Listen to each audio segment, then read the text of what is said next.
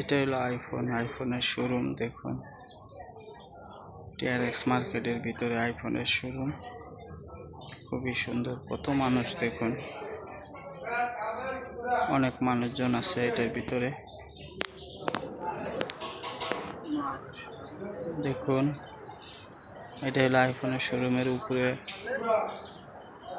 ছাদের উপরে পার্ক বানায় রাখছে, অনেক সুন্দর। কত সুন্দর পার্ক দেখেন, খুবই সুন্দর। কত বড় building, Malaysia company shopping mall TRX. এটার পার্ক ছাদের উপরে বানায় রাখছে, মানুষ বসে রয়েছে অনেকে। এটা হলো 105 তলা বিল্ডিং, দেখুন খুবই সুন্দর